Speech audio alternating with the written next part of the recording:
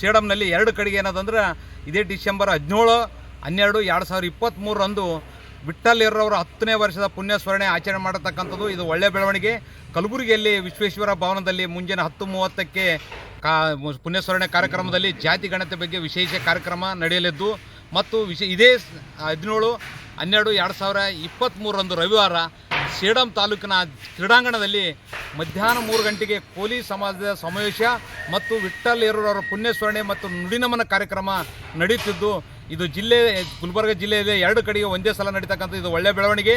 ಇದು ಸಮಾಜ ಬಾಂಧವರು, ವಿಠ್ಠಲ್ ಯರ್ರ ಅಭಿಮಾನಿಗಳು, ಅಂಬಿಗರ ಚೌಡಯ್ಯನ ಸಂಘದ ಪದಾಧಿಕಾರಿಗಳು, ಸಮಾಜದ ಮುಖಂಡರು ಮತ್ತು ಬುದ್ಧಿಜೀವಿಗಳು ಸಹಸ್ರಾರು ಸಂಖ್ಯೆಯಲ್ಲಿ 2 ಕಡೆಗೆ ಆಗಮಿಸಿ ಕಾರ್ಯಕ್ರಮವನ್ನು ಯಶಸ್ವಿಗೊಳಿಸಬೇಕಂತಕ್ಕಂಥದ್ದು ನನ್ನ ಮನವಿ.